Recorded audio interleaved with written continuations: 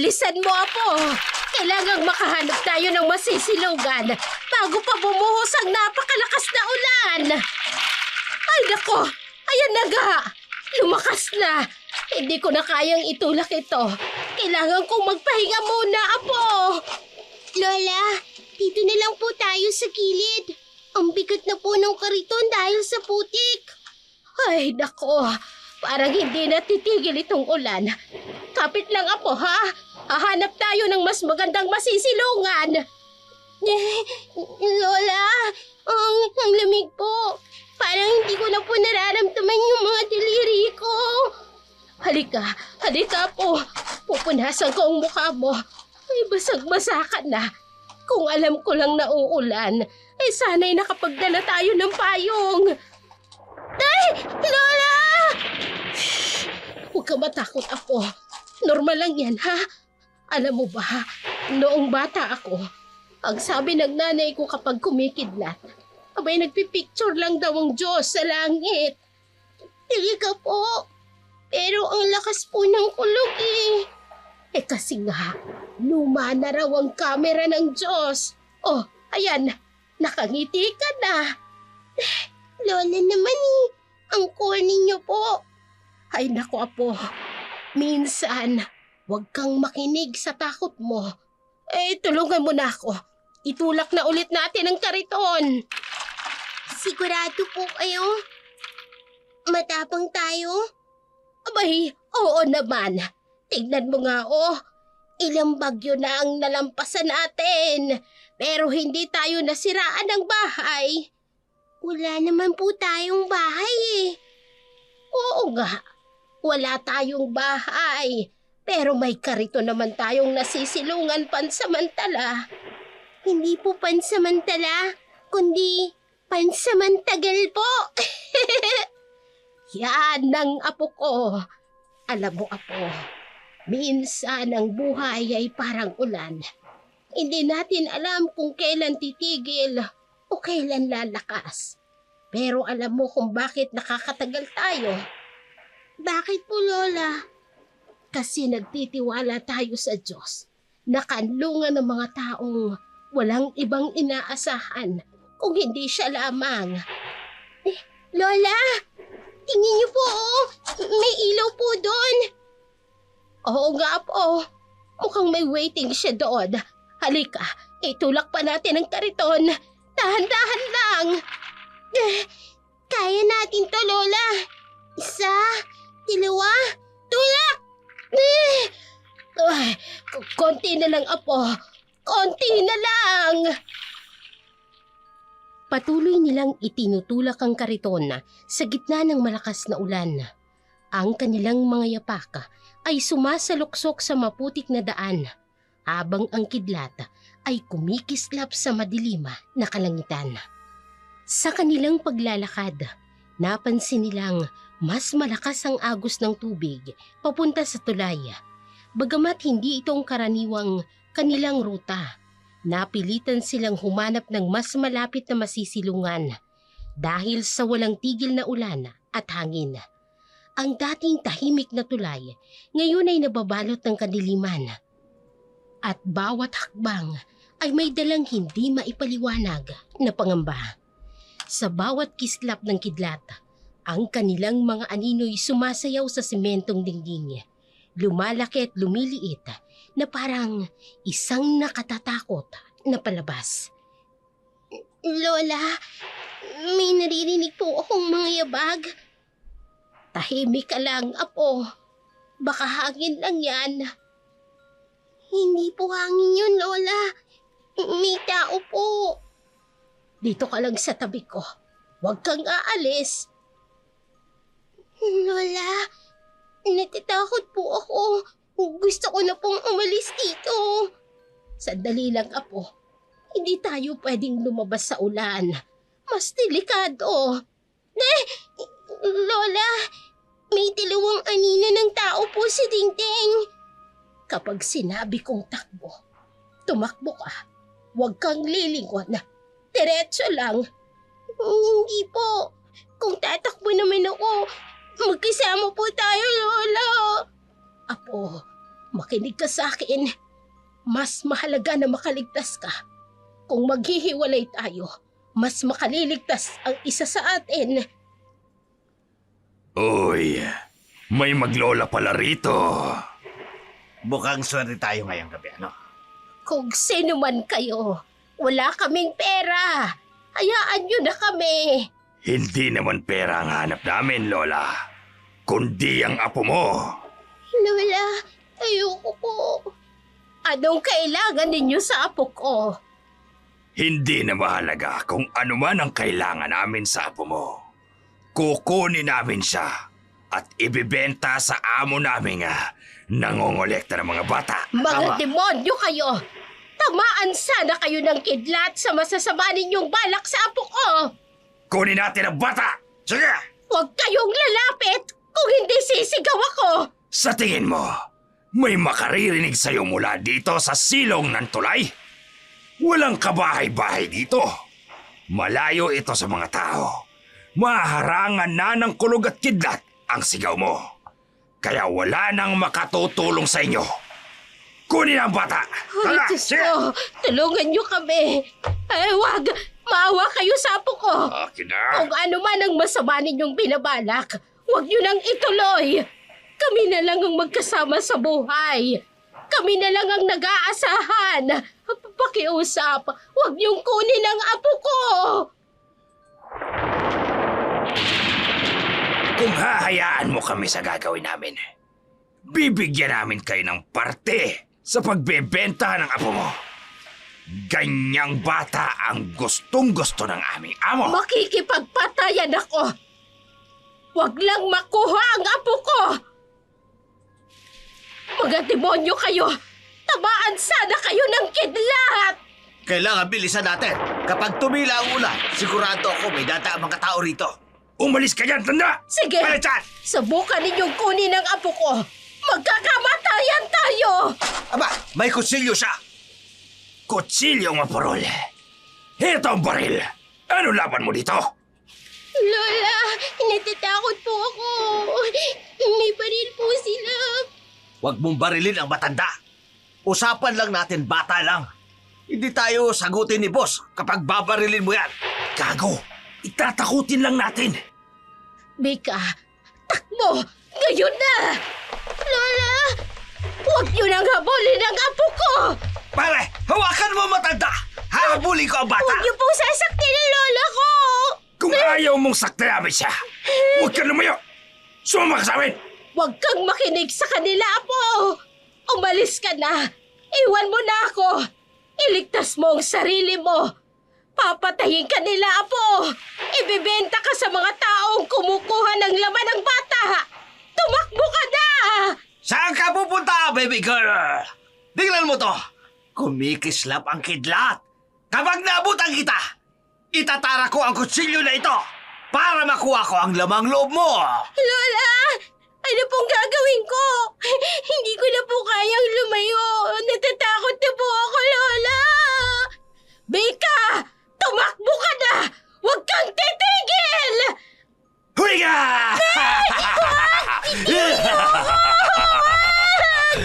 Tulong! May gustong kumuha sa bata! Tulong! Ang ingay mo, Lola. Kailangan mo tumahimik. Huwag niyo pong sasaktan si Lola! Sasama na po ako! Huwag, Mika! Tumakbo ka! Huwag kang magpapadala, apo! Ay, Diyos ko! Tulungan niyo kami! Ano na, pre? Ano gagawin natin sa matanda? Alam mo na ang dapat gawin. Hindi dapat patay, pero alam mo na kung ang dapat gawin sa kanya. Ay, Diyos ko! Tulungan niyo ang apo ko! Tulong! Maingay ka! Oh! Oh! Lola! Bakit niyo sinaksak ang lola ko? Sasama naman ako sa inyo eh. Hindi niyo kailangan saksakin ang lola ko. Hindi na kayo naawa sa kanya. Matanda na siya. Lola! Lola! Ang kulit Bakit mo kasing matanda ka eh?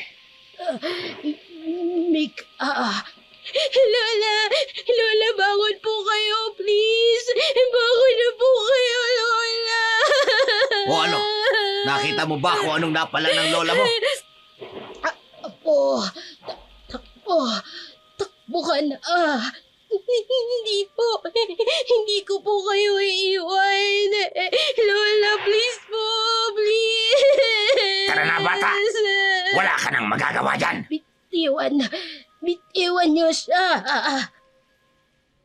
Bilisan na natin. Baka may makakita pa rito. Tara na. Malaki ang kikitain ni Boss Saurio sa'yo. Lola!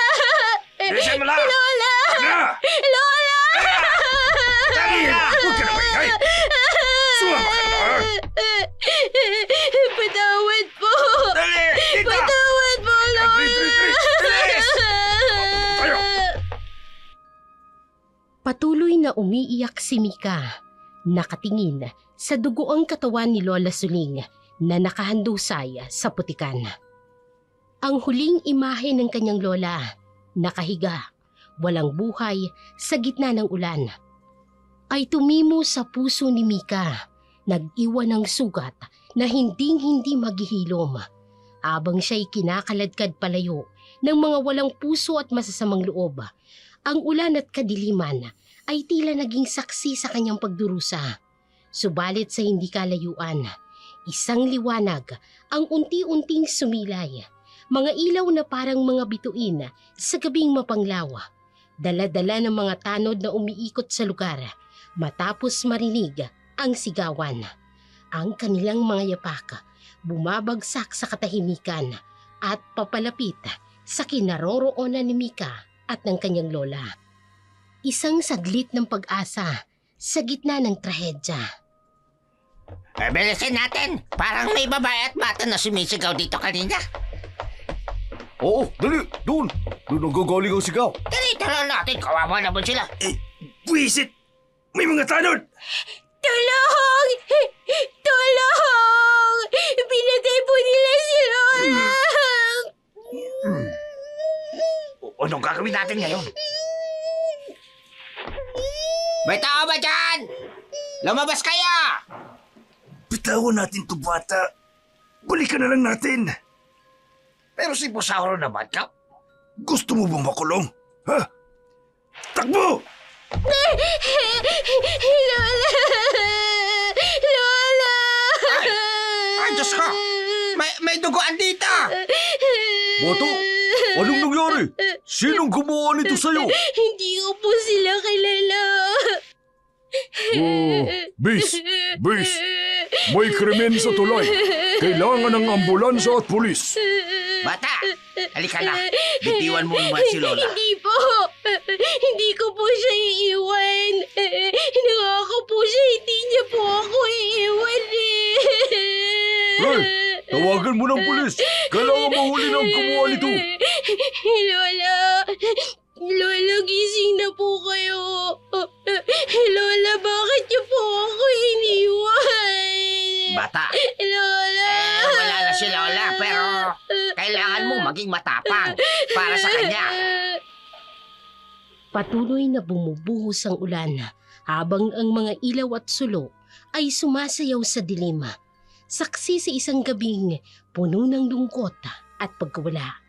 Habang ang mga tanod ay abala sa pag-aalo kay Mika at sa pagtawag ng tulong, ang mga masasamang loob ay sumanib sa kadiliman. Ang kanilang mga yabaga ay natakpan ng kulog at ng ulan. At ang kanilang mga anino ay unti-unting nawawala sa dilim ng gabi. Ngunit ang kanilang mga halakak at bulungan ay nananatiling gumagala sa hangin. Isang masamang pangitain ang kanilang muling pagbabalik. Muntik na tayo dun ah. Nakita mo yung bata? Puno ng dugo yung lola niya. Mga gago kayo! Bakit kailangan patay na matanda? Kung hindi pinatay, di nagsumbog yun. Si Bosauro, mababaliw kapag nalaman niyang nakatakas sa bata. Balikan na lang natin yung mamaya. Alam natin kung saan pupunta yon. Wala na siyang ibang mapupuntahan. Wala na siyang lola. Oo nga, di ba? Madali natin siyang mababalikan. Mga tanga kayo, mga talon. Wala silang alam kung gaano kalaki ang sindikato ni boss. Hayaan nyo. Mamayang madaling araw, babalikan natin yung bata. Wala nang magpoprotekta sa kanya. Siguradong magugustuhan siya ni boss. Malaki ang kita natin doon. Sayang nga lang at nagkalat tayo ng dugo. Pero mas masaya kapag may kasamang patayan. Ano naman kung magsumbong yung bata? E di, dagdagan natin ang patay. Simple lang.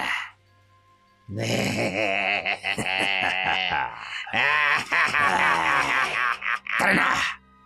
Kailangan nating mag-ulat kay boss. At pagkatapos, babalikan natin ang regalo niya.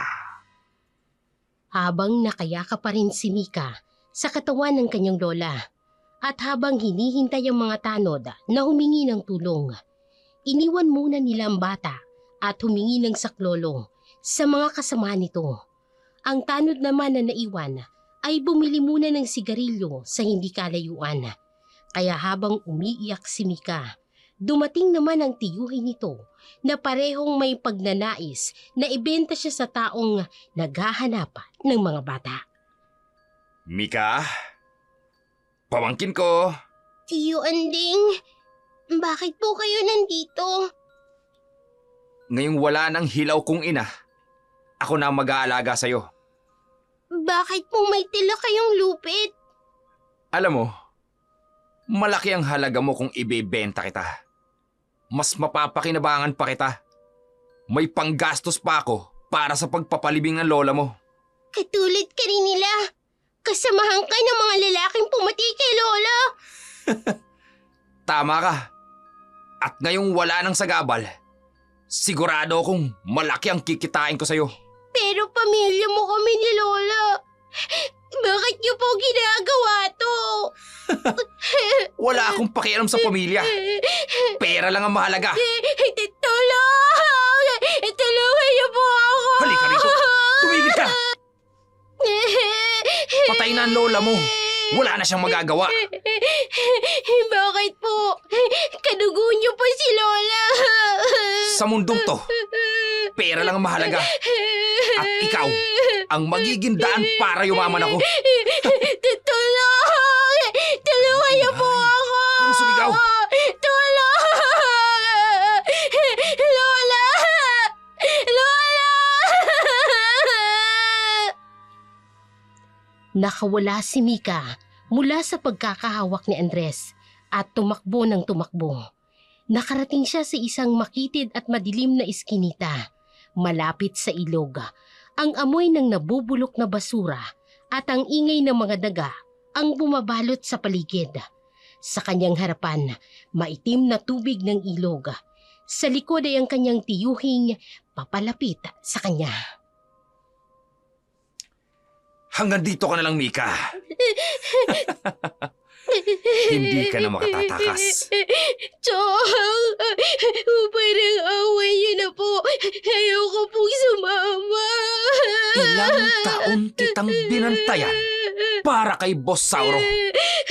Ang tagal kong hinintay na mawala ang lola mo. Pero bakit po? Ano bang nagawa namin sa inyo? Simple lang. Pera. Maraming pera. At ngayong wala ng matandang sagabal. Si Lola po. Siya lang ang nagmahal sa akin. Pagmamahal? Walang silbi ang pagmamahal. Ang pera lang ang mahalaga. Lola, tulungan niyo po ako. Lola. Tama na yung drama mo. Halika na.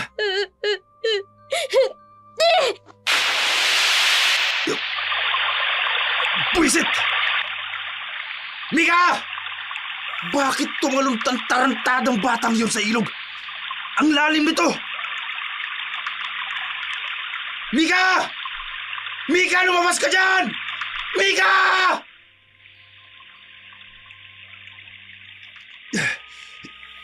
Hindi! Hindi pwede! Paano ko sasabihin kay Boss Sauro to?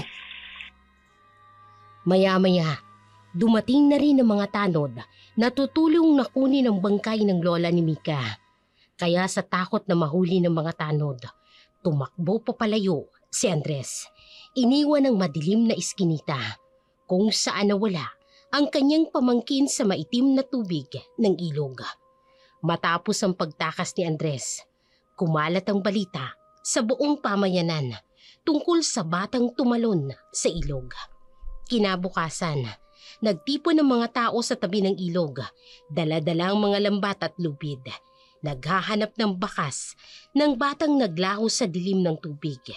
Ngunit habang lumilipas ang mga oras, ang pag-asa ay unti-unting nawawala at ang mga kwento ng matatanda tungkol sa misteryosong nilalang sa ilalim ng ilog ay nagsimulang kumalat.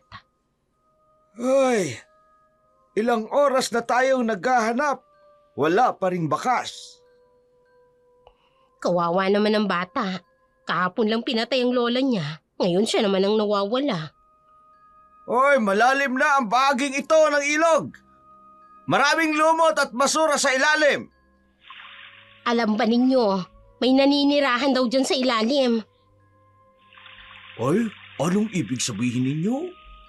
Ay, nung bata pa raw sina lola, may mga nawawalang bata rin. Laging dito sa bahaging ito ng ilog nawawala. Ganun ba?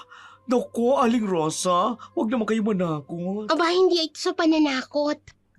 Talagang may nilalang daw sa ilalim ng ilog na kumukuha ng mga bata. Minsan kapag tahimik ang gabi, naririnig ko ang tawa ng mga bata mula dyan sa tubig. Kaya pala minsan may naririnig akong umiiyak tuwing gabi. Ay, sigurado ka? Grabe naman yan. Nako, tama na po. Baka mapahamak tayo rito. Pero paano si Mika, ang bata? Kung kinuha na siya ng nilalang dyan sa ilalim, baka hindi na natin siya makita pa. Ay, siguro, tama na muna para ngayon. Bukas na lang ulit tayo maghanap. Ay, Diyos ko. Sana naman protektahan niyo ang batang yun. Kung saan man siya naroroon. Unti-unting umaalis ang mga tao. Iniwan ng maitim na tubig na ilog na tila nagtatago ng lihim.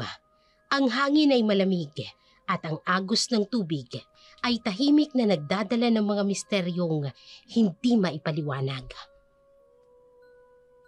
Ay, alam kong buhay ka pa. Sana'y may nagbabantay sa'yo dyan sa ilalim.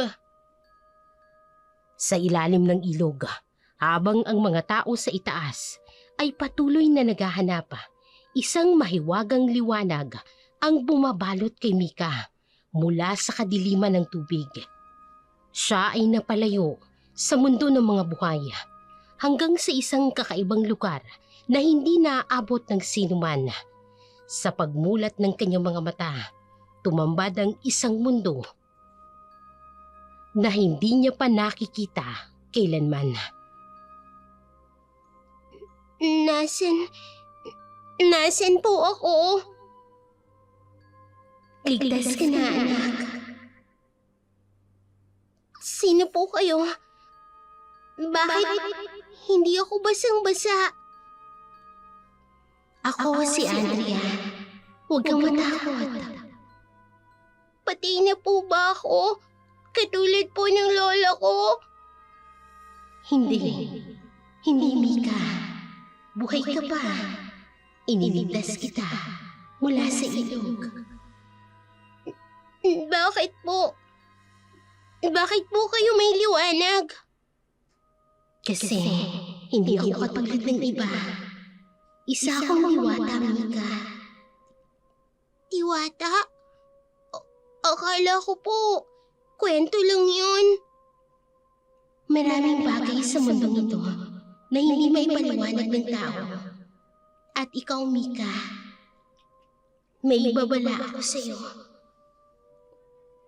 Ano pong ibig niyong sabihin? Simula ngayon, hindi ka na katulad ng iba. Nang ilitas kita mula sa ilog, nagkaroon ka ng koneksyon sa mundo ng mga diwata. Pero gusto ko lang pong maging normal. Gusto ko lang pong makasama ulit si Lola. Alam ko, anak, pero may dahilan kung bakit ka napadpad dito. May misyon ka. Mission po? Oo, at tutulungan kitang matutunan ng lahat. Pero sa ngayon, kailangan mo munang magpahinga. Hindi ko po maintindihan ng lahat. Pero salamat po sa pagligtas po sa akin. Matulog ka na muna. Marami pa tayong pag-uusapan. Makalipas ang ilang araw, mula nang matagpuan siya ni Andrea, kinakailangan ni Mika na harapin muli ang mundo. Ngunit ngayon, iba na ang kanyang paningin. Sa bawat sulok ng lungsod, sa bawat anino ng gabi, nagsimulang magpakita ang mga lihim na hindi nakikita ng karaniwang mga tao. Basurang plastik, mga lata. Hindi totoo yan. Hindi totoo yan.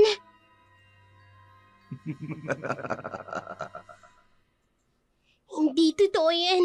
Hindi totoo yan. Saklolo! Tulungan mo kami! Tulad ng sabi ni Andrea, huwag akong matatakot. Isang anino ang dumaan sa tabi niya. Sino yan? Habulin mo kami! Habulin mo kami! Hindi! Ayokong makipaglaro! May malamig na hangin ang dumaan. Kung nandito lang po si Lola. Mika, Andrea? Bakit ang dami nilang sumusunod sa akin? nakikita ka nila. Alam nilang kaya mo silang tulungan. Pero natatakot ako.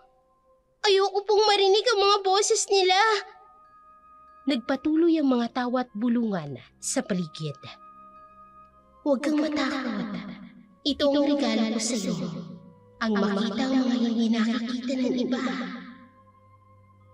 Mga bata po sila. Yung mga nawawala. Oo, kailangan nila ng tulong. Kailangan ka nila. Paano ko po sila matutulungan? Hindi ko nga po kayang tulungan ng sarili ko. Hindi ka nag-iisa, Mika. Nandito ako. At tandaan mo, kahit nasan man ang lola mo, binabantayan ka niya. Isang mahinang ihip ng hangin. At unti-unting humihina ang mga tawa at bulungan. Sige po, tutulungan ko po sila. Para po kay Lola. Patuloy niyang itinulak ang kariton. Ngunit ngayon ay may bagong layunin na siya, ang maging tagapagligtas ng mga batang nawawala sa dilima ng gabi. Sa kanyang araw-araw na pangangalakal, isang hindi inaasahang pagtatagpo ang nagpabago sa kanyang buhay. Sa isang madilim na iskinita, natagpuan niya ang isang batang lalaki. Ilang araw nang hindi kumakain, si Dodong. Ang pagkakakilalang ito ay naging simula ng bagong kabanata ng kanyang misyon bilang tagapagligtas.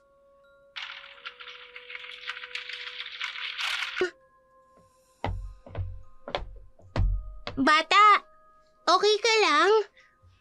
Lumayo ka sa akin! Hindi kita sasaktan.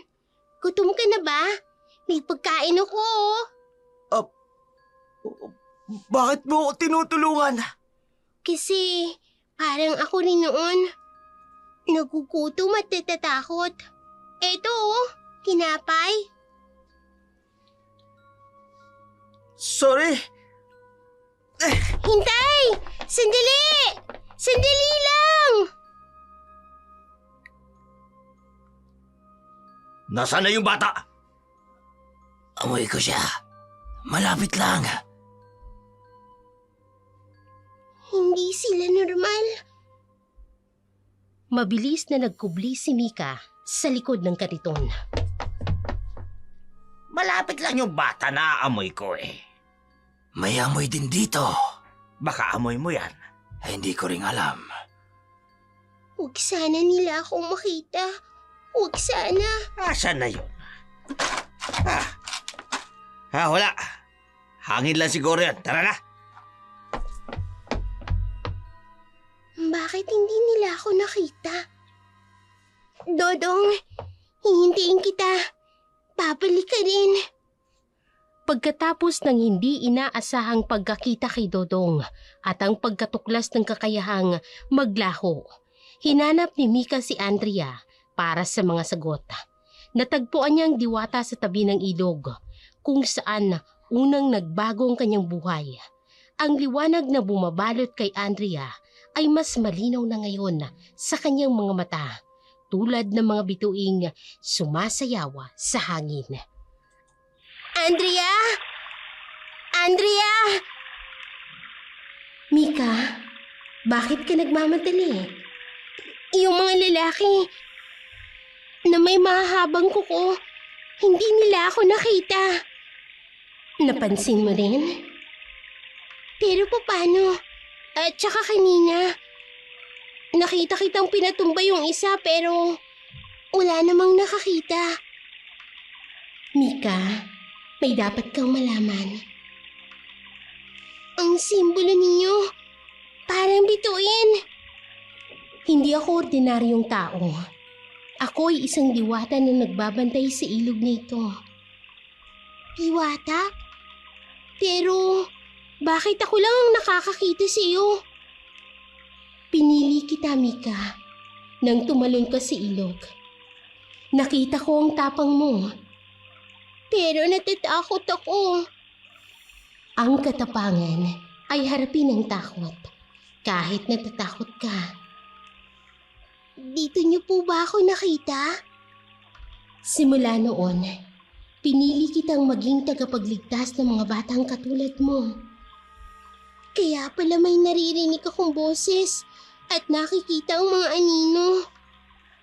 Maraming nangangailangan ng tulong at ikaw ang tagapagtanggol nila, Mika. Tutulungan ko po sila tulad ng pagtulong niyo sa akin.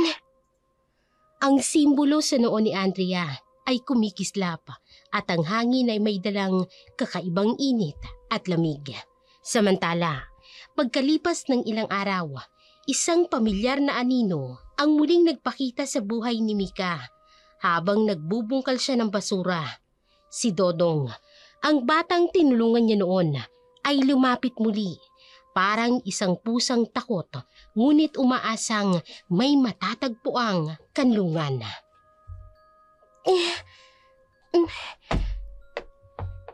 Dodong, Oh. alam kong ikaw yan. Paano mong nalaman? Naririnig kita. Gabi-gabi. Sinusundan mo ako? Hindi. Pero nararamdaman kita. Gutom ka pa rin, oh. Ooy. Teka, heto oh. May tira pa ako. Bakit mabait ka sa akin? Kasi alam ko ang pakiramdam ng magutom at matakot. Takot ka rin? Sa kanila?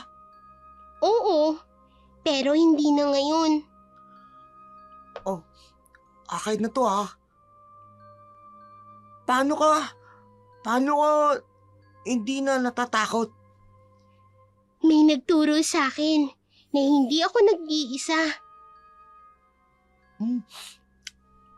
Pwede mo akong pagkatiwalaan, Dodong. Hindi kita sasaktan. Oh, promise mo? Promise. Katulad ng pangako sa akin ni Lola. Hindi kita iiwan. Pagkatapos ng kanilang pag-uusap, umalis si Dodong. Ngunit sa pagkakataong ito, alam ni Mika na dapat niya itong sundan. May kung anong takot sa mga mata ni Dodong na tila ba nagpapahiwatig ng panganib. Ginamit ni Mika ang kanyang kakayahan na maglaho. Tahimik na sumusunod sa mga yapak ng batang lalaki sa madilim na iskinita. Hindi ko na kaya. Ayoko lang bumalik doon. San ka ba pupunta, Dodong? May mahinang ingay mula sa madilim na sulok.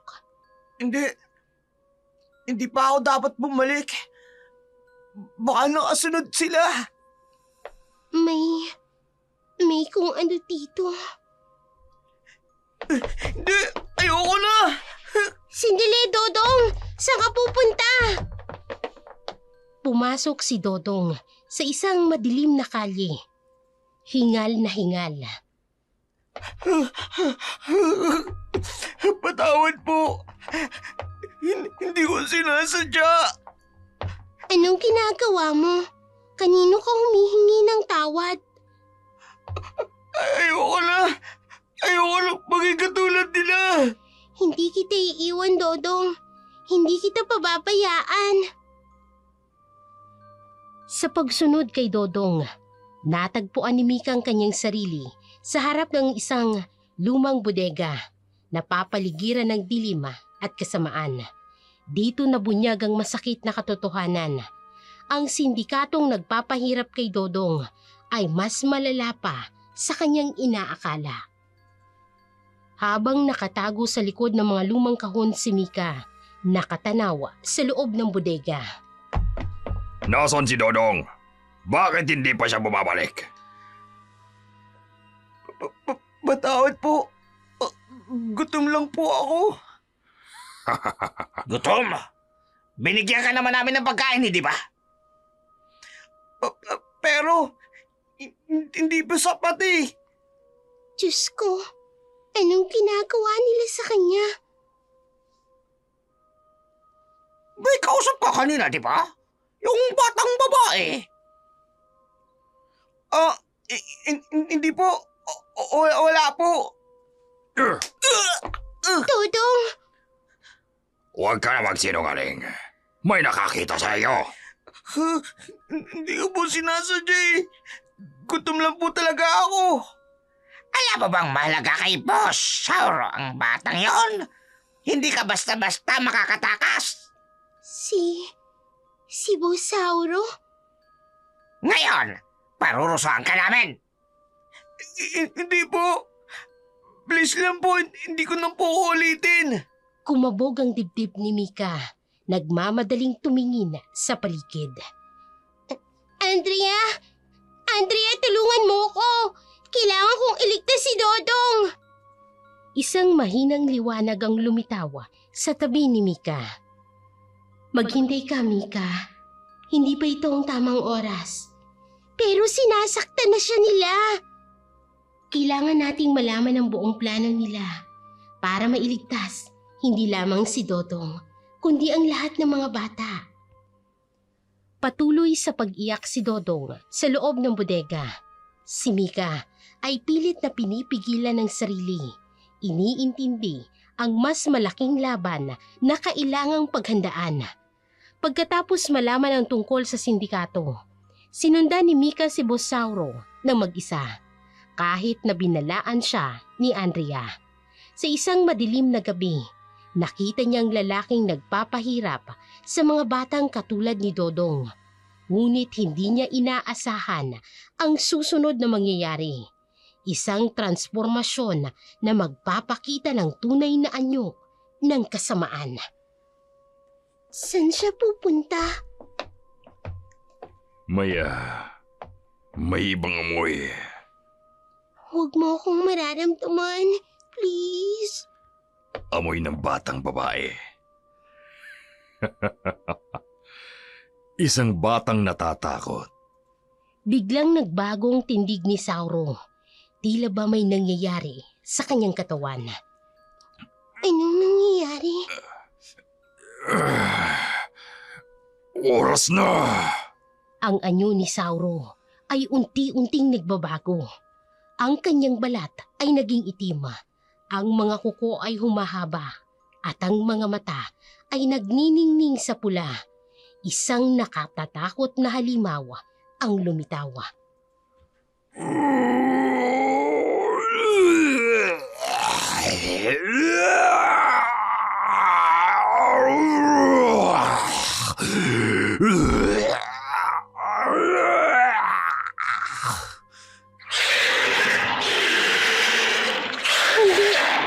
Hindi totoo ito. Nandyan ka pala. Ang botong hindi ko makuha noon. Ay, Swang! Ngayon, wala nang lolong magliligtas sa iyo. Andrea! Andrea, tulungan mo ako! Walang Andre ang darating. Ikaw at ako lang. At gutom na ako. Tulong! Tulungan niyo ako! Takbo, bata! Takbo! Mas masarap ang batang taot na tako! Ang halakak ni Sauro ay umaalingaw sa dilim, habang ang kanyang nakatatakot na anyo ay naghahasik ng takot sa gabi. Alam mo bang matagal kitang inintay? Ikaw ang espesyal, Mika! Ikaw ang daan para lumakas ako! Habol hininga si Mika. Patuloy na tumatakbo. Ngunit naramdaman niyang papalapit na si Sauro. Hindi mo ako makukuha! Hindi ako matatakot! Tingnan natin kung hanggang saan ang tapang mo, bata! Pagkatapos makatakas mula sa nakatatakot na pagtatagpo kay Sauro, nahanap ni Mika si Dodong na nagtatago sa isang madilim na sulok ng lungsod. Ngunit ang kanilang muling pagkikita ay nagbunyag ng mas nakatatakot na katotohanan. Ang tunay na layunin ng sindikato at ng malagim na plano sa mga batang katulad nila. Dodong, okay ka lang? Mika, hindi ka na dapat bumalik dito. Delikado. Hindi kita pababayaan. Sabihin mo, ano ba talaga si Bosauro?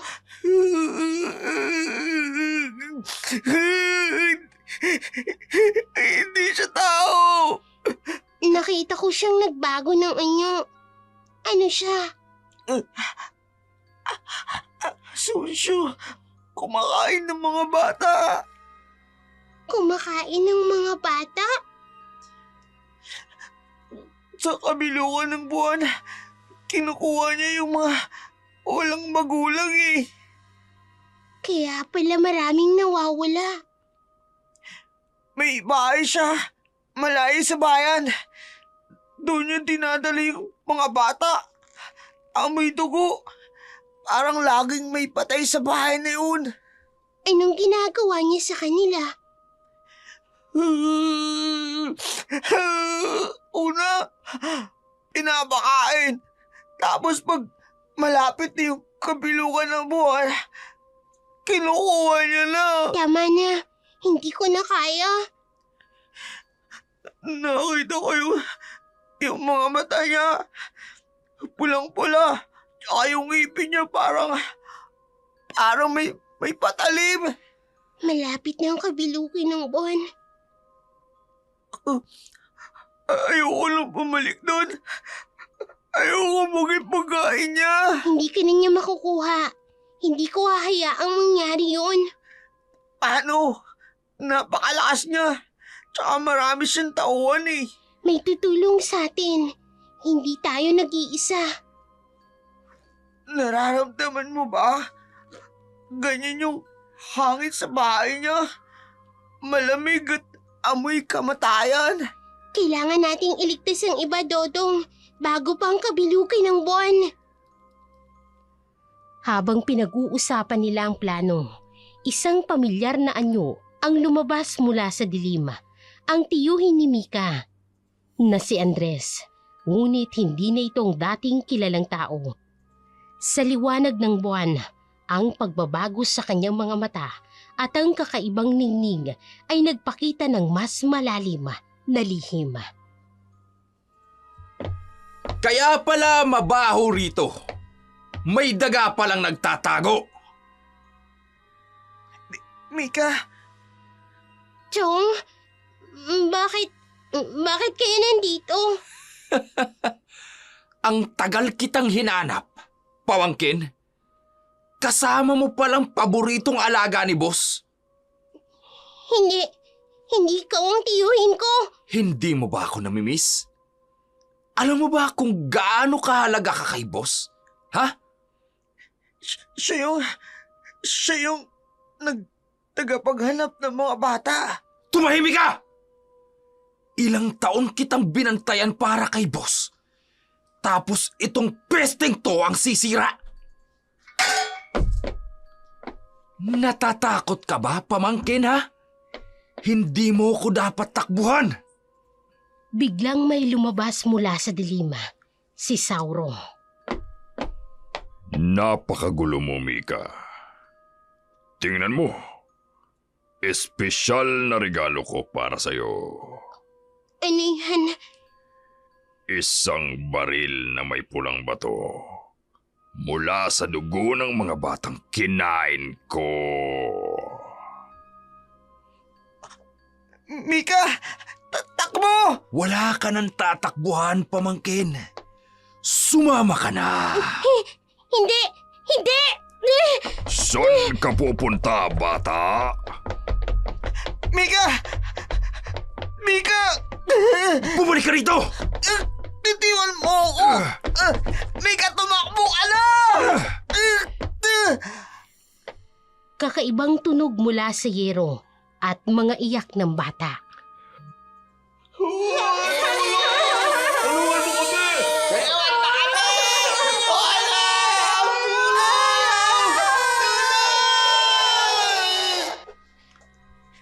Tumakbo ka na, Mika! Takbo! Naririnig mo sila, Mika? Ang mga kaluluwang kinain ko. Malapit ka nang sumali sa kanila! Hindi! Andrea! Andrea, tulungan mo ko! Mika, tumakbo ka na! Tumakbo ka ba? Mika! Patuloy ang mga iyak mula sa yero habang si Mika ay tumatakbo papuntang ilog, ang lugar kung saan nagsimula ang lahat. Sa dilim ng gabi, ang bawat hakbang ni Mika ay naging laban para sa kanyang buhay. Sa likod niya, ang yapak ni Sauro na nagdadala ng kamatayan sa bawat madaanan. Ang ilog na minsang naging kanyang kanlungan ay muling tumatawag sa kanya. Ngayon, ito na ang kanyang huling pag-asa. Andrea! Nasaan ka? Wala nang tutulong sa'yo ngayon, bata. Wala ka nang takas. Mika! Tumakbo ka! Hindi ako patatalo sa inyo. Ano? Tatalon ka ulit? Akala mo ba maliligtas ka ulit ng ilog na yan? Alam mo ba kung ilan ang nawala sa ilog na yan? Lahat sila! Nasa tiyan ko na! Hindi totoo yan! Tama ng drama! Halika na! Hindi! Biglang sumiklab ang liwanag mula kay Mika, katulad ng kidlat sa gitna ng dilim. Ano yan? Pambihira! Anong klaseng kapangyarihan to? Lumayo kayo! Lumayo kayo sa akin! Ang tubig ng ilog ay umikot, tila buhay at tumataas ang alon. Hindi pwede! Dapat wala kang kapangyarihan! Umalis na kayo! Alis! Ang sigaw ni Mika ay may dalang liwanag na pumupunit sa kadiliman. Ang tubig ng ilog ay umaangat, dumadagungdong kasabay ng kanyang kapangyarihan. Sa gitna ng liwanag na lumabas kay Mika, isang hindi inaasahang pangyayari ang naganap. Nahulog si Andres sa maitim na tubig ng ilog. Ang payapang tubig ay biglang nagbago, kumulo at naging mapula, at ang baho ng dugo ay sumisirit mula sa kailaliman. Mika, anong nangyari? Hindi ko rin alam eh. Bakit naging pula ang tubig? May tunog ng paghihingalo mula sa ilog. Saklolo! May umil sa akin!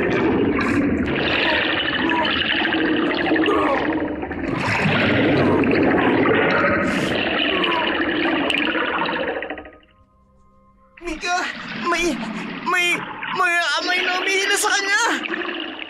Mga kamay ng mga bata. Boss! Boss Sauro! Tulungan mo ako! Mas maraming mga kamay ang lumabas, bumalot kay Andres at hinila siya pababa. Bakit para kasi siyang tumalon? Hinila siya ng mga biktima niya. Mika! Pumangkin!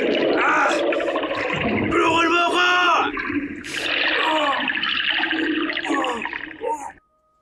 Kasama ka na namin! Hindi ka na makakapanyakit pa ng iba!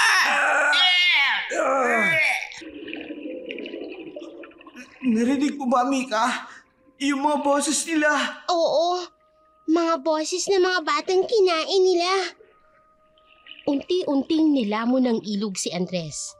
Ang tubig ay nagiging tahimik habang unti-unting bumabalik sa normal. Mabubuhay pa kaya siya? Hindi na. Kinuha na siya ng mga biktima niya. Sa ganung gawain rin sana ang mangyayari kay Pinunong Sauro. Mas doon ako natatakot. Kasi nangangaan niya ng bata. Kaya ako naging sunod-sunuran sa kanya. Dahil natatakot akong kainin niya. Gusto kong mamuhay ng normal. Tsaka may gusto rin akong maabot. Patuloy ang mga bulong sa hangin. Ngunit unti-unting humihina habang bumabalik ang tubig sa dati nitong anyo. Matapos ang trahedya sa ilog, umuwi si Dodong sa kanyang pinagtataguan. Iniwan si Mika na mag-isa sa tabi ng tubig kung saan naglaho ang kanyang tiyuhin. Alam niyang masama ang kanyang tiyuhin, ngunit hindi maikakaila ni Mika ang bigat ng pagkawala ng huling kamag-anak niyang konektado sa kanyang pagkabata.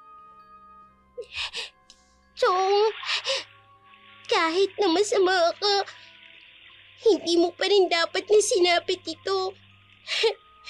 Cho Andres, naging mabait din naman kayo sa akin noon eh. Naging masama lang kayo nang mapasama kayo sa grupo na iyon. Mika, patawad. Bakit kinun, Andrea? Bakit kailangan niya pang mamatay? Kailangan kong protektahan ka. Wala na siyang pag-asa. Alam ko na masama siya. Pero siya na lang ang natitirang pamilya ko. Hindi ko gustong saktan ka.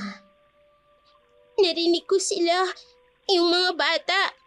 Galit na galit sila. Maraming nawala dahil sa kanya. Maraming nasaktan. May mga aninong lumitawa at gumagalawa sa paligid. Sino sila? Mga magulang. Naghahanap ng nawawala. Yung iba, nababaliw na sa lungkot. Anak! Nasaan ka na? Bumalik ka na! Miss na kita! Anak ko! Parang si Lola nang hinahanap niya ako. Kaya kailangan mong kumilos, Mika. Si Dodong at ang iba pang mga bata, malapit nang maging katulad ng tiyuhin mo. Paano ko sila matutulungan, Andrea? Ikaw ang magiging boses ko. Dalhin mo ang liwanag sa kadiliman.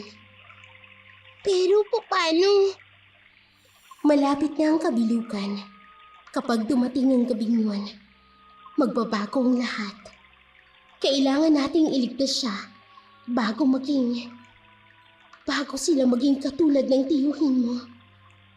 Hindi ko hahayaang may maging katulad pa niya. Hindi ko hahayaan na may magulang pang magturusa. Ikaw ang magiging boses ko, Mika. Ako ang magiging lakas mo. Magkatuwang tayong lalabanan ng mga halimaw na nagtatago sa dilim. Ayaw din namin na may mapahamak pa. Kaya huwag mo sanang ipagkait ang tulong na magagawa mo para sa kanila. Para hindi na sila makapaminsala ng ibang tao at ng mga kabataan. Kahit papano, naibsan ang takot na nararamdaman ni Mika ng mga oras na yun. Bagamat nag-iisa siya sa buhay kung titingnan ng ibang tao. Siya naman sa sarili niya, alam niyang may kasama siya. May katuwang para masugpo ang kasamaang lumalaganap sa kanilang lugar.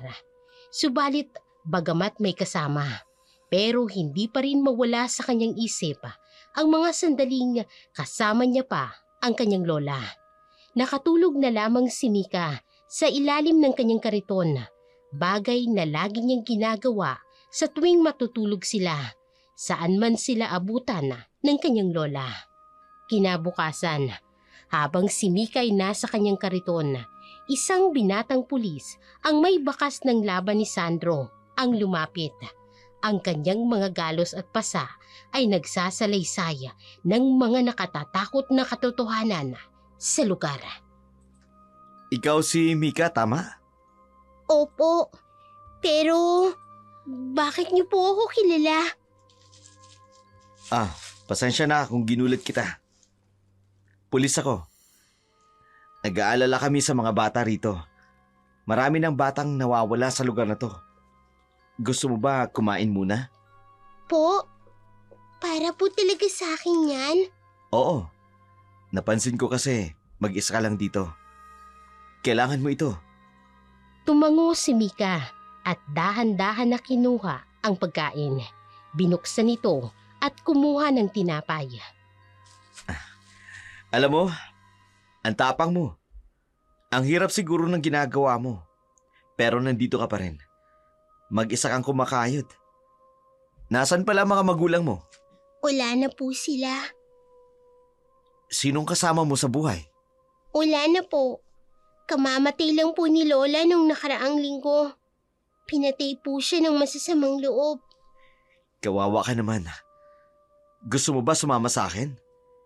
Ihahanap kita ng maayos mong matutuluyan. Please po, huwag niyo po akong dadalhin sa DSWD. Mas gusto ko pong mabuhay ng kumakayod para sa sarili ko. Sigurado ka? Opo. Mas mapapangalagaan ka sana dun.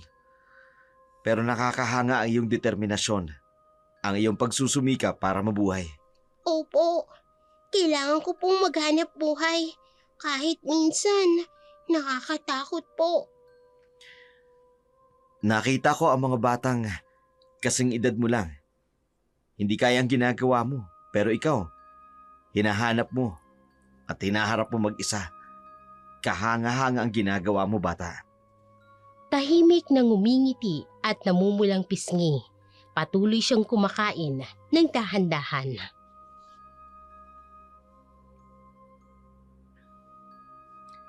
Pero alam mo, delikado ka rito. Gusto ko malaman kung kaya mo kong tulungan.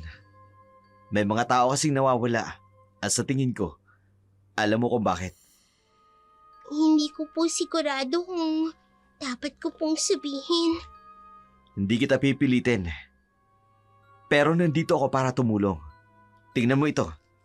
Yan. Itong notebook na to, ayan ang mga larawan. 50 bata na ang nawawala. Ang dami po. Lahat sila nawawala. Ang iba dyan, ilang taon nang hindi nakikita. Kaya mahalaga ang impormasyon. Tandaan mo, ligtas ka rito, Mika. Pulis po kayo. Pero nasaktan kayo? Oo, kagabi lang. Sinundan ko sila, pero hindi ko akalain na ganun sila kalakas. Kakaibang klase. May mga mata po bang pula at mahahabang mga kuko? Alam mo, Oo po. Kasi po kilala ko si Dodong. Isa siya sa mga bata. anong alam mo tungkol sa mga nangyayari? May leader po sila. Si Bosauro. Doon po nila dinadala yung mga bata sa bahay niya. Malapit po sa kagubatan. Anong ginagawa nila? Kinakain po nila. Lalo na tuwing kabilugan ng buwan. Kinakain? Opo. Aswang po sila eh. Hindi ko inaasahan. Pero kung ano man na nakita mo kagabi, baka tama ka. Kailangan po nating iligtas sila bago po ang kabilugan ng buwan. Pwede mo ba akong samahan o ituro sa akin ang bahay nila? Pero dapat po handa kayo. Hindi po sila basta-basta. May espesyal akong bala para sa mga halimo na yan. Tutulungan ko po kayo. Pero may mga bagay po kayong hindi pa maiintindihan. Sa puntong ito, Mika, handa ako maniwala kahit ano. Gagawin ko ang lahat para mailigtas ang mga bata. Higit na mahalaga sa akin ang kapakanan ng mga batang nawawala. Tsaka isa pa, nais ko ring alamin muna, hindi ka ba nila hawak? Ay na po, Ng mga sindikato na kumukuha ng mga bata? hindi po. Ang kailangan ko lang po yung mga kasamahan nila. Kaya po tutulungan ko po kayo na mabawi sila sa mga aswang na yun.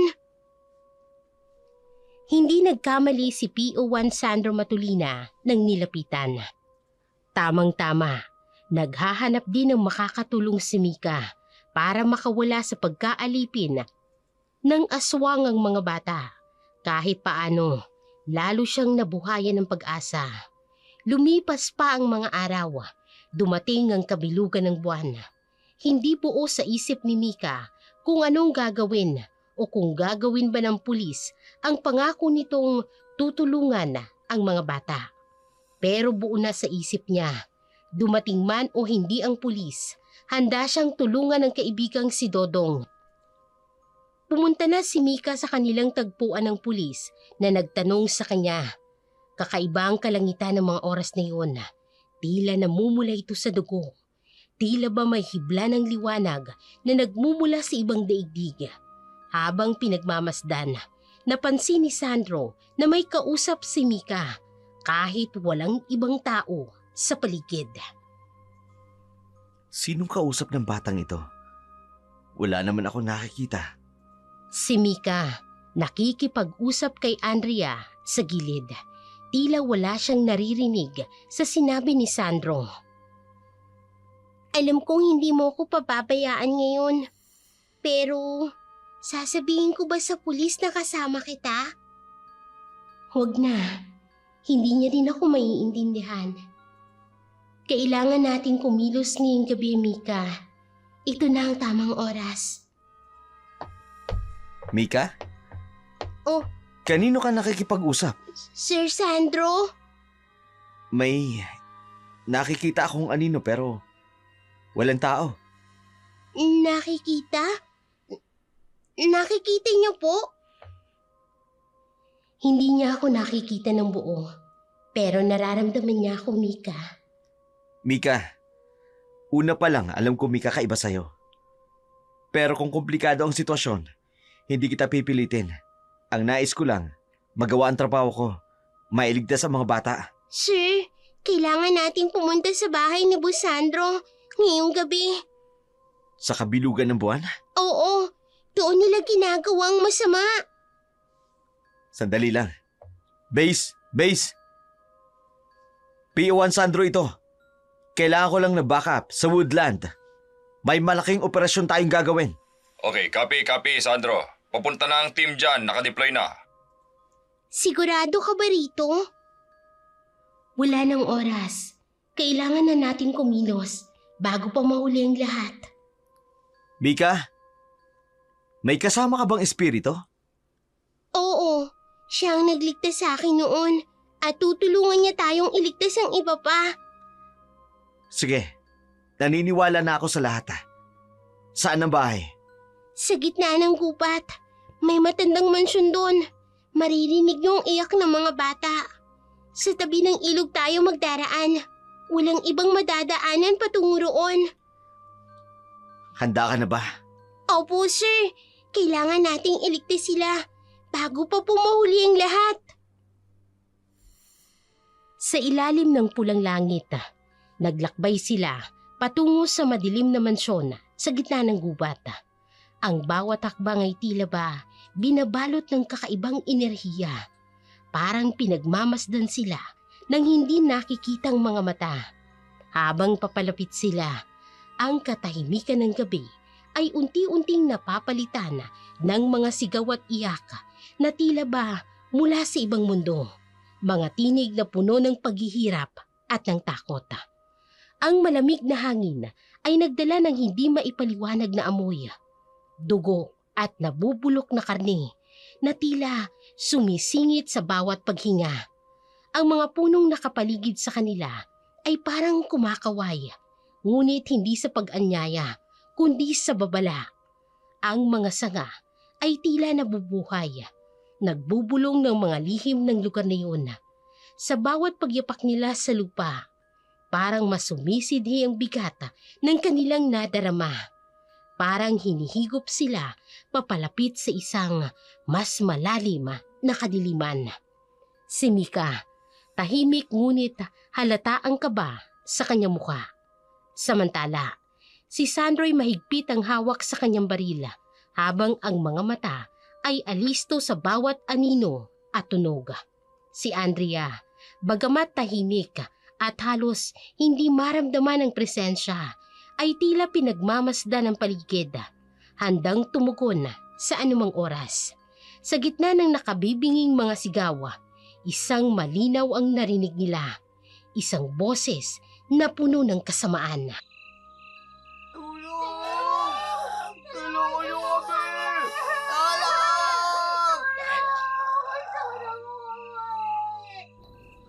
Anong klaseng lugar ito? Habang palapit ng palapit sila sa mansyon, ang mga sigaw ay naging mas malinaw, mas nakatatakot. Sa loob ng dilim, unti-unting sumusulpot ang silweta ng mansyon. Malaki, matanda at puno ng nakapangingilabot na enerhiya. Ang mga bintana nito ay parang mga matang nagmamatsyag, habang ang pintuan ay tila naghihintay na sumalubong sa kanila o sumilo sa kanila. Tama na! Ayoko na!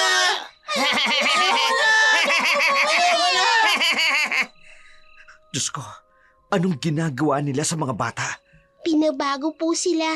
Kinagawa silang katulad nila. Malapit na silang maging aswang. Kailangan nating magmadali, Mika. Base! Confirm! Nandito ang mga bata. Kailangan namin ng... Biglang may malakas na hiyawa mula sa loob. Ay! Gutom na ako! Sir, natatakot po ako. Amoy Amoy dugo at karne. Nagsisimula na silang kumain. Kailangan...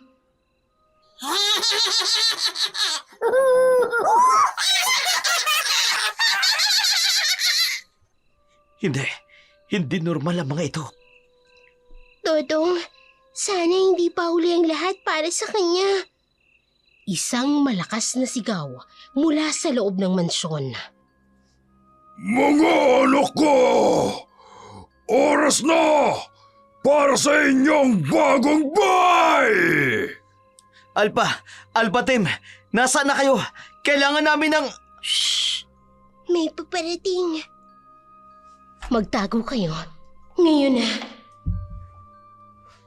Dito sa likod ng puno. Sa ilalim ng pulang liwanag ng buwan, tumindi ang labanan sa loob ng mansyon. Ang bawat yapak ay parang pagkalansing ng tanikala at ang amoy ng dugo at takot ay lalong nagpapalakas sa halimaw na si Sauro. Mula sa kanilang taguan, kitang-kita nilang mga anino ng kaluluwa na umiikot sa paligid.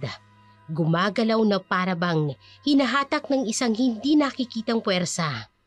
Ang mga boses ng mga ito ay puno ng mga bigati at galit. Bumabagsak sa pandinig ni Mika at Sandro, tulad ng mga sibata na may dalang babala.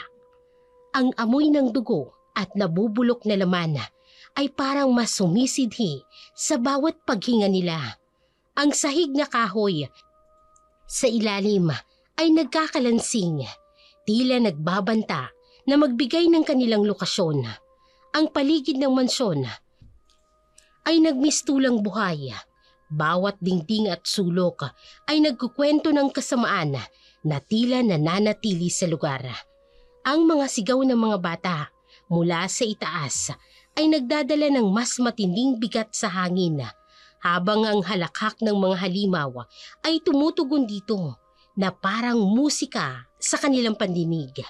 Sa bawat segundo, ang dilim ay nagiging mas mabigat, parang hinihigop sila papalapit sa sentro ng mas matinding panganib.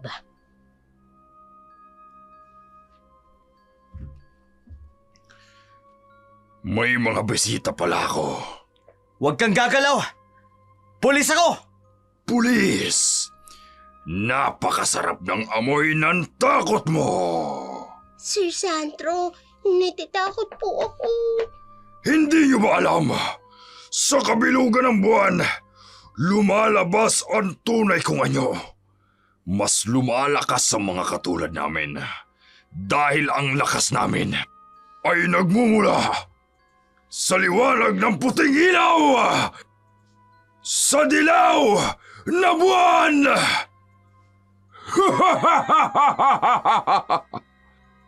Ang tiyan ni Sauro ay lumalaki at ang balat ay nangingitim at ang kanyang mga mata ay nagniningas ng pula. Diyos ko, ano ba ito? Kailangan mo nang gamitin ang liwanag mo, katulad ng dati, Mika. Oras na para kumain! Mika! Takbo! Hindi ka makatatakas! Magiging pagkain ko kayo ngayong gabi! Tatapusin ko ang kasamaan mo! Ang bilis siyang nakailag. Hindi talaga taong kalaban namin, kundi isang demonyo. Pero hindi ako matatakot. Kailangan mailigtas ko ang mga bata. Kailangan makawala sila sa kapangyarihan ng aswang na ito. Hindi ko kaya. Napakasarap ng amoy ng takot nyo! Lalo na ang takot ng mga bata! Mas lumakas pa ang sigaw ng mga bata mula sa itaas. Mika, ngayon na. Kayong dalawa ang una kong kakainin! Isang malakas na sigaw mula kay Mika, habang ang buong mansyon ay nayanig sa kanyang liwanag na parang isinisigaw ng bawat dingding ang kanilang kasaysayan ng paghihirap at ng takot. Sa loob ng mansyon, ang bawat sulok ay nagbabadya ng kamatayan at kasamaan. Ang mga pader ay nabahira ng dugo at bawat larawan ay tila umiiyak ng pighati. Si Mika, isang batang babae na wala sa kanyang inaasahang kalagayan, ay nasa gitna ng laban para sa kaligtasan ng kanyang kaibigan at iba pang biktima. Si Sandro, sugatan ngunit determinado na magpatuloy na lumaban sa isang halimaw na tila hindi kayang talunin ng tao. Sa kabila ng kanilang takot, isang liwanag mula kay Mikang naging pag-asa ng mga kaluluwang nagdurusa sa ilalim ng kontrol ni Sauro. Amoy ko ang dugo ng bata. Nagugutom na ako. Andrea! Andrea, tulungan mo ako! Gamitin mo ang liwanag, Mika. Ikaw lang ang may kakayahan. Isang aswang ang sumugod kay Mika. Ngunit mula sa kanyang katawan ay lumabas ang isang liwanag na nagpatalsik sa mga nilalang. Lumayo kayo! Isang malakas na pagsabog ng liwanag ang siyang nagpahinto sa mga aswang na nakapaligid. Mika! Mika! Anong nangyari? Ang mga aswang ay nagsimulang mapaatras. Hawak ang kanilang mga mata habang sumisigaw sa sakit ng liwanag. Liwanag! Masakit! Isang aswang naman ang sumugod kay Sandro. Ngunit hinarang ito ni Mika. Naglabas ng liwanag mula sa kanyang mga palad. Hindi ko kayo hahayaang saktin siya! Isang puting liwanag ang tumalsik sa aswang. Napaatras ito. Paano mong nagawa yun? May tiwata po. May tiwatang tumutulong sa akin. Ang mga larawan sa dingding ay nagsimulang tumulo ang mga dugo, habang ang mansyon ay tila nagbabago, parang nabubuhay sa ilalim ng utos ni Sauro. Patayin ang mga bata! Patayin silang lahat! Namano! Abulo! Mika! Tulungan mo ako! Dodong, huwag ka mag-alala. Ililigtas kita.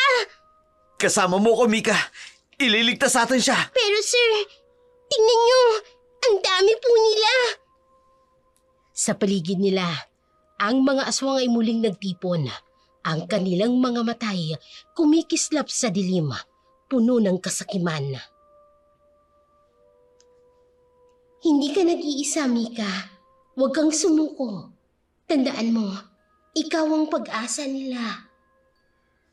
Wala kayong kawala! Lahat kayo magiging pagkain ko! Mika! Help me! Please! Hindi ako natatakot sa inyo. Hindi ako natatakot. Sa gitna ng kaguluhan, si Mika ay unti-unting nagpakita ng lakas na hindi pa niya lubos na nauunawaan. Ang liwanag mula sa kanyang katawan ay parang sagot sa mga dasal ng mga kaluluwang nawala sa ilalim ng kasamaan ni Sauro. Si Sandro, sa kabila ng mga sugat, ay nagkaroon ng bagong lakas nang makita ang tapang ng mga bata. Ngunit si Sauro, ang hari ng dilim, ay hindi natitinag. Sa halip, siya'y mas naging mabangis. Lumabas mula sa kanyang bibig ang mga salitang nagpapakita ng kanyang mas malupit na balak. Mika, may espesyal na bala ako para sa katulad nila. Anong klaseng bala yan? Basbas na mga albularyo. Hindi ka na makakatakas ngayon! Kaya pala, may diwata ang tumutulong sa'yo. Samantala, hinila naman ng mga tauhan ni Sauro si Dodong papunta sa isang madilim na pintuan. Bitiwan niyo ako! Tulungan mo ako! Ayoko na! Dodong! Hindi ko hahayaang kunin ka nila! Mika, huwag kang sumugod ng walang plano. Ang dilim ay biglang lumaganap sa paligid habang si Sauro ay naglabas ng isang sigaw na nagpalamig sa buong mansyon. Gagamitin ko si Dodong para makuha ko ang tunay mong kapangyarihan, Mika! Unti-unting hinihila papunta sa dilim si Dodong. Ang kanyang sigaw ay nawawala sa hangin. Mika! Help me! Biglang tumahimik ang buong mansyon. Ngunit ang halakak ni Sauro ay patuloy na umaalingaw-ngaw, puno ng kasamaan. Ang mga kaluluwa ng mga batang biktima ni Sauro ay nagsimulang lumabas mula sa mga pader. Ang kanilang mga mukha ay puno ng paghihirap. Ang kanilang mga boses ay nagiging mas malinaw. Mga boses na puno ng galit, ngunit umaasang matutulungan ni Mika. Sa gitna ng kaguluhan, si Mika ay nakatayo at ang kanyang puso ay puno ng takot, ngunit sinisikap na manatiling matatag.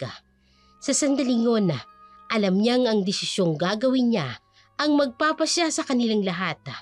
Ang tagumpay laban sa kasamaan o ang pagkatupok ng liwanag sa gitna ng dilim. Sa ilalim ng madilim na kuweba na puno ng kasamaan, ang sigaw ng mga batang biktima ni Sauro ay patuloy na gumuguhit sa bawat sulok. Si Mika, sa kabila ng kanyang murang edad at babala ni Andrea, ay tumakbo patungo sa gitna ng panganib, dalang matinding pagnanais na mailigtas si Dodong. Ang bawat hakbang niya ay parang patak ng ulan sa dagat ng takot. Ngunit ang kanyang tapang ay nagniningning kahit sa pinakamadilim na bahagi ng kuweba. Mika, wag! Hindi mo pa kaya. Patawad, Andrea. Pero hindi ko hahayaang mawala si Dodong. Sandali! Delikado ito. Kailangan nating magplano. Wala nang oras, sir. Naghihintay si Dodong. Tumakbo si Mika papasok ng kuweba habang ang mga anino ng mga kaluluwa ay tila umaaligid sa kanya. Mika, bumalik ka! Anak ng... Parang hangin lang siyang nawala. Hangal! Wala kang laban sa akin! Biglang hinablot ni Saurus si Mika. Mahigpit na sinakal gamit ang kanyang matatalim na mga kamay.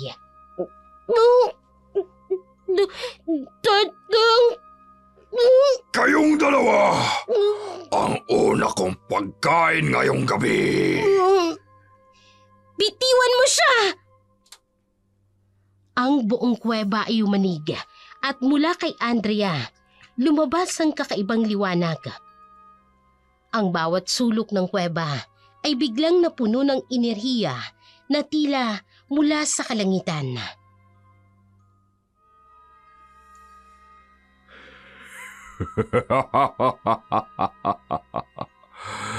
Kaya pala, ikaw ang diwatang tumutulong sa kanya.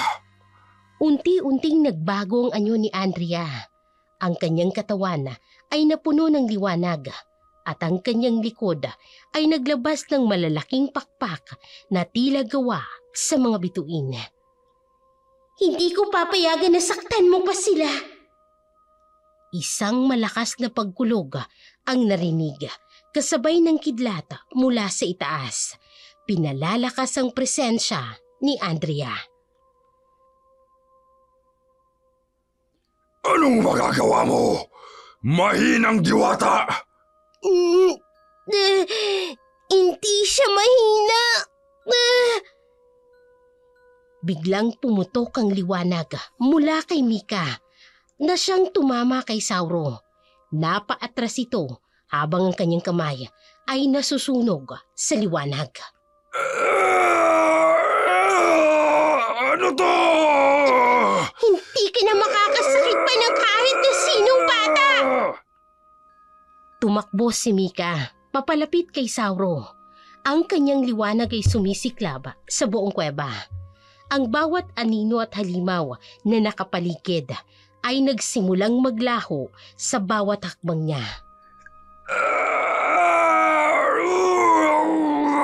Hindi! Hindi pwede! Hindi ako maaaring matalo! Tapos na ang kadiliman mo, Sauro! Isang malakas na pagsabog ng liwanag ang naganap. Si Sauro ay tuluyang naging abo. Ang kanyang huling sigaw ay umalingaw-ngaw habang tinatangay siya ng hangin.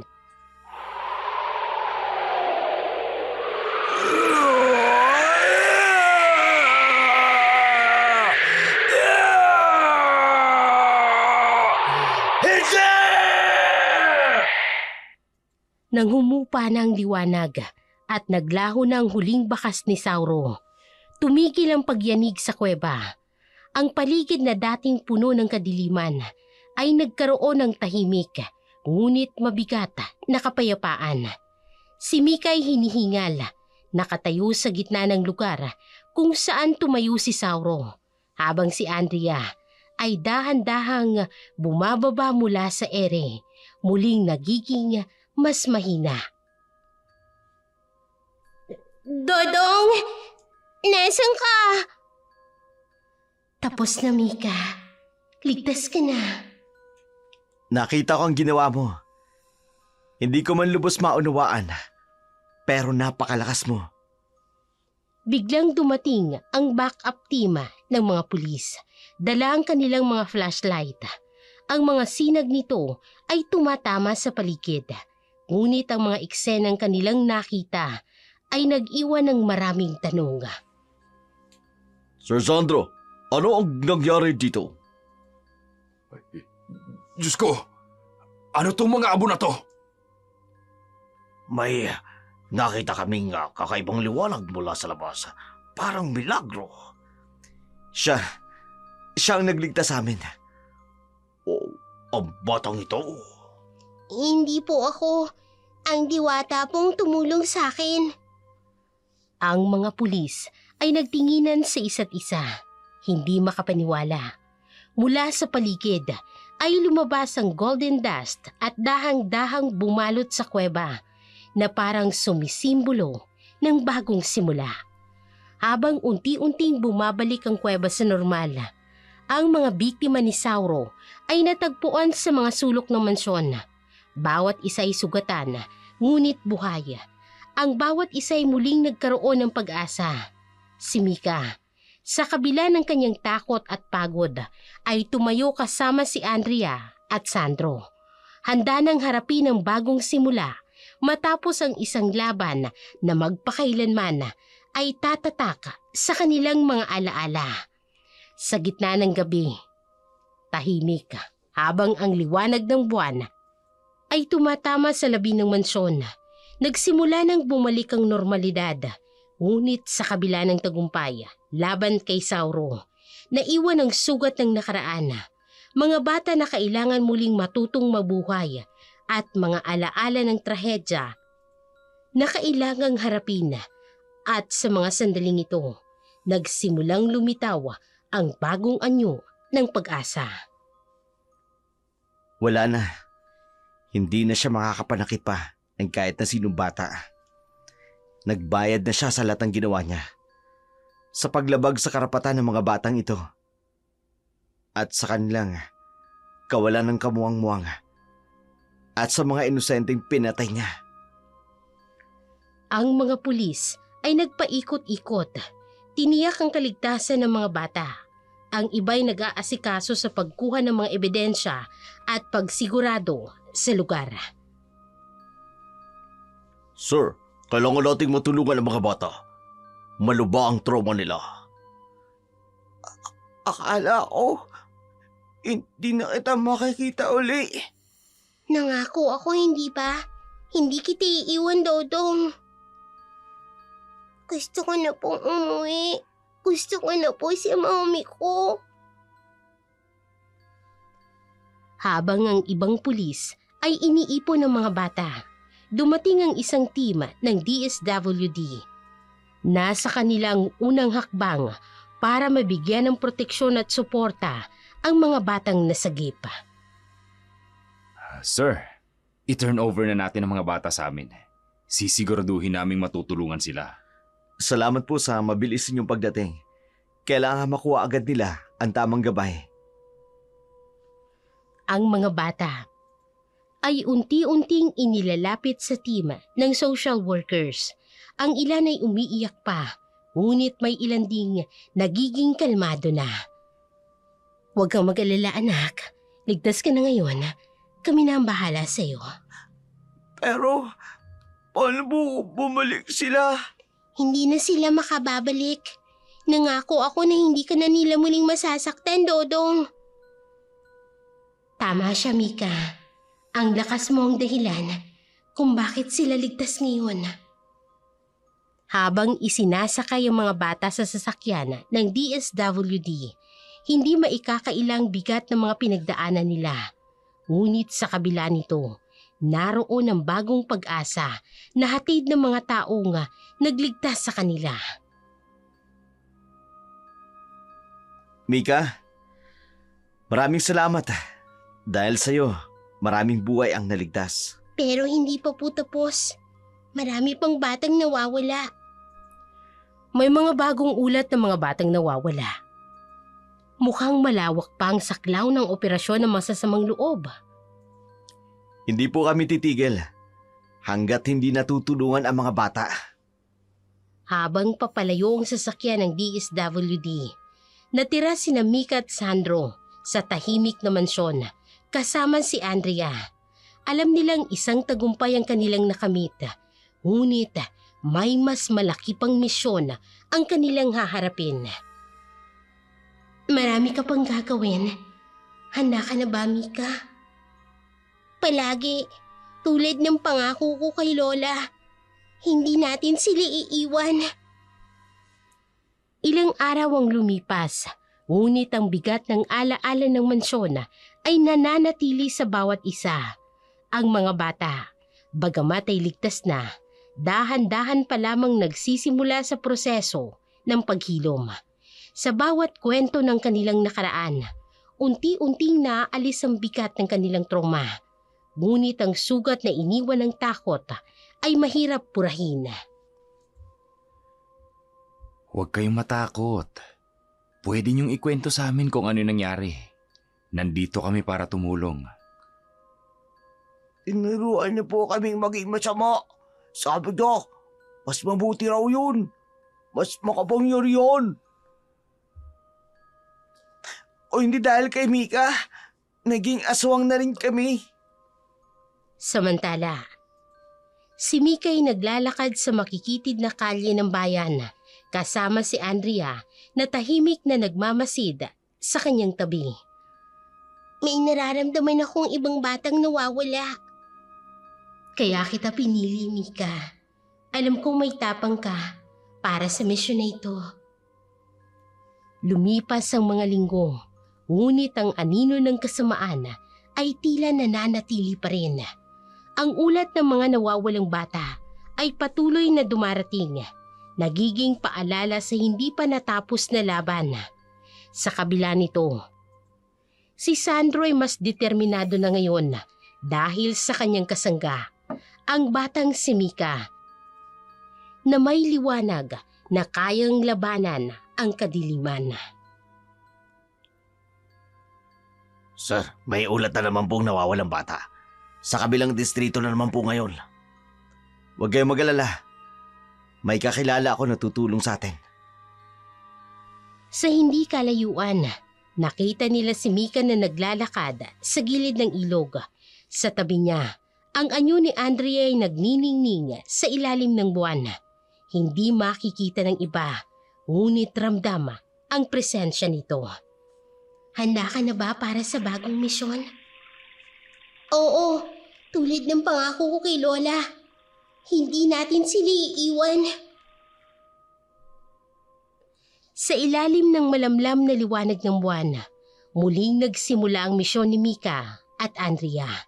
Ang bawat yapak nila sa lupa ay parang sinasabayan ng mga pangakong hindi mabibigo. Ang kanilang bawat galaw, dala nila ang liwanag na kayang sumugpo ng anumang dilima na haharapin nila. Sa tabi ng ilog, isang gabing maliwanag ang buwan. Umupo si Mika sa malaking bato habang pinagmamasdan ang agos ng tubig. Andrea, naaalala mo pa ba nung una tayo nagkita? Oo, isang takot na batang tumalon sa ilog. At ngayon, tingnan mo, tayo na yung nagliligtas. Sa hindi kalayuan, may lumapit na ilang mga magulang, tila nagpapasalamat mula sa malayo. Isa sa kanila ang sumaludo kay Mika, habang ang iba'y tumitingin sa ilog, tahimik, ngunit puno ng emosyon. Salamat sa iyo, Mika, para sa aming mga anak. Dahil sa'yo, natagpuan namin ang katahimikan na matagal na naming hinahanap. Ginawa ko lang po ang kaya ko. Sana po'y mapayapa na sila. Narinig nila ang tapang mo, Mika. At ngayon, nararamdaman nila ang liwanag na dala mo. Isang malamig na hangin ang dumaan, tila huling paalama sa mga magulang bago sila tuluyang magpahinga. Iniwan nila si Mika at Andrea na puno ng pasasalamat.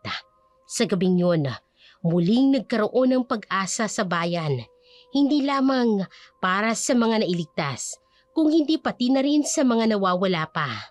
Si Mika, sa kabila ng kanyang murang edad, ay naging simbolo ng tapang at pagmamahal, isang liwanag na patuloy na lumalaban sa dilim. Sa tabi ng ilog, kung saan lahat ay nagsimula, nakatayo si Mika. Pinapanood ang pagsikat ng araw. Sa kanyang tabi, si Dodong, na tila may kakaibang liwanag sa kanyang muka at tahimik na nakatingin sa agos ng tubig. Dodong, mukhang masaya ka ngayon ah. Parang may kakaiba sa'yo. Oo, Mika. Kasi nandito na sila. Dumating na para sunduin ako. Sino sila? Ang mga magulang ko. Ang tagal ko silang hinintay. Mika, ngayon magkakasama na kami. Talaga? Pero, ibig bang sabihin nito, aalis ka na? Oo, Mika. Panahon na para magpaalam. Tapos na ang mission ko dito. Pero Dodong, paano naman ako? Ikaw lang ang kaibigan ko. Paano kung mag-isa na naman ako? Hindi ka nag-iisa. Lagi ako nandito sa puso mo. Alam ko, kayang-kaya mo kahit wala ako. Dati ka namang matapang eh. Higit kanino man, ikaw yung nakilala kong matapang. Pero ang sakit-sakit. Ang dami na nating pinagdaanan. Paano ko haharapin ang mga darating na pagsubok kung wala ka? Mika, tumingin ka sa mga mata ko. Kaya mo. Hindi ka yung batang madaling matakot. Lahat ng lakas sa kailangan mo, nasa iyo na. Tandaan mo, nandyan pa rin yung sinasabi mong diwata na tumutulong sa'yo na ikaw lang yung nakakakita. Tsaka may mga tao rin nagmamahal sa'yo. Mamimiss kita, Dodong. Salamat sa lahat, ha? Mamimiss din kita, Mika. Pero, hindi talaga ito paalam. Nandito ako. Sa hangin sa paligid na magiging mga alaala mo. Sa hindi kalayuan, lumitaw ang mga magulang ni Dodong. Hawak nila ang kamay ng isa't isa. Nakangiti habang inaanyayahan siyang sumama. Mika, paalam. Mag-iingat ka palagi. Tsaka, huwag mong kalilimutan tumawa. Tulad ng mga ginagawa mo sa akin yun nung nagpapatawa ka. Paalam, Totong. Salamat. Sa bawat hakbang ni Dodong papalayo, ang kanyang anino ay tila nagiging liwanag hanggang sa siya ay tuluyang maglaho kasama ang kanyang mga magulang. Naiwan si Mika sa tabi ng ilog, tahimik na umiiyak, ngunit may bakas ng tapang sa kanyang puso. Sa likod niya, muling sumikat ang araw. Animoy nagpapahiwatig ng bagong simula. Sa gitna ng kadiliman at pagsubok, ipinakita ng kwento ng kahalagahan ng tapang, pananalig at pagkakaisa. Si Mika, sa kabila ng kanyang murang edad at kawalang karanasan, ay nagpakita ng hindi matitinag na determinasyon upang ipaglaban ang sarili at ang iba pang mga bata na biktima ng karahasan at kasamaan. Pinatunayan niya na kahit ang pinakamaliit o pinakamahina ay may kakayahang magbago ng kapalaran basta't puno ng tapang at pananalig sa tama. Ang kwento ay nagtuturo rin ng aral tungkol sa sakripisyo at pagmamahal. Si Lola Suling ay naging halimbawa ng tunay na pag-aalaga at pagpoprotekta kahit sa punto ng pagsuko ng kanyang sariling buhay. Ang kanyang pagmamahal ay naging inspirasyon ni Mika upang magpatuloy at lumaban. Sa kabuuan, ipinapakita ng kwento na ang kasamaan, gaano man ito kalakas o katindi, ay may hangganan. Ang liwanag ng kabutihan, kapag pinagsama-sama, ay kayang talunin ang pinakamadilim na bahagi ng buhay. Ang mahalaga ay ang pagkakaroon ng tapang, pananampalataya at malasakit sa kapwa, sapagkat ang mga ito ay ang tunay na sandata laban sa anumang hamon o kasamaan.